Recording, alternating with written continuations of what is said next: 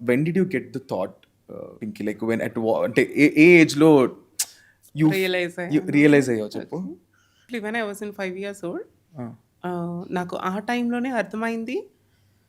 Like నేను చిన్నప్పటి నుంచి నా స్కూల్ డేస్‌లో కానీ, నా స్కూల్ డేస్‌లో ఉండేటప్పుడు మా అక్క వాళ్ళు స్కూల్ నుంచి వచ్చేసిన తర్వాత వాళ్ళు యూనిఫార్మ్ డ్రెస్ చేంజ్ చేసుకునేటప్పుడు ఇంట్లో ఆ డ్రెస్ నేను వేసుకుంటుండే ఆఫ్టర్ దట్. వాళ్ళు స్కూల్ నుంచి వచ్చేసరికి అప్పటికి నేను ఇంకా స్కూల్‌కి వెళ్ళట్లేదు. సో, వాళ్ళందరూ చిన్నప్పుడు ఏదో ముద్దుగా, ముచ్చటగా తేజు యూజ్ చేస్తున్నాడు అవుట్‌ఫిట్స్ లైక్ ముద్దుగా ఉంది అనుకునేవాళ్ళు. బట్ నాకు అదే ఇష్టం. యాక్చువల్లీ నాకు అట్లా ఉండటం ఇష్టం. అమ్మాయిలాగా ఉండటం ఇష్టం. నాకు పెద్దవుతున్న కొలది నాకు ఒక 5, 6 ఇయర్స్, 7 ఇయర్స్ వచ్చే కొలది నాకర్థమైంది. ఐ వాస్ లైక్ నాకు అందరూ అబ్బాయిలాగా ఉండటం ఇష్టం లేదు. నాకు అమ్మాయిలాగా ఉండాలని ఉంది.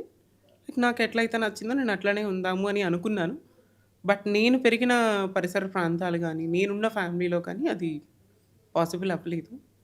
సో, నా 10థ్ అయిపోయింది. నేను హైదరాబాద్ వచ్చేసాను. హైదరాబాద్ రాంగానే కూడా it's not easy to survive here. చాలా కష్టపడ్డాను. ముందు ఫ్యామిలీని చూడాలి. నాన్నగారు రిటైర్ అవ్వాలి. ఇవన్నీ బర్డెన్స్ అన్నీ ఉన్నాయి. మా చెల్లికి పెళ్ళవ్వాలి. ఇవన్నీ అయిన తర్వాత నేను నా డెసిషన్ తీసుకొని అప్పుడు నేను నా ట్రాన్స్‌ఫర్మేషన్‌ని స్టార్ట్ చేశాను. అమ్మో, సో చాలా కష్టం కదా. అండ్ నేను ఒకరికి బర్డెన్ అవ్వకూడదు. అండ్ ఒకరికి ప్రాబ్లమ్ అవ్వకూడదు. అండ్ నా వల్ల ఇంకొకరు ఇబ్బంది పడకూడదు.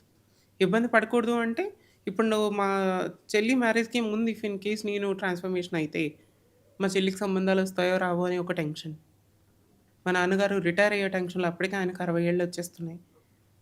ఆ ఏజ్‌లో నేను ఆయనకి బర్డెన్ అవ్వటం కానీ, ఎందుకంటే ఏ హెల్త్ ఇష్యూస్ వస్తాయో నాకు తెలీదు.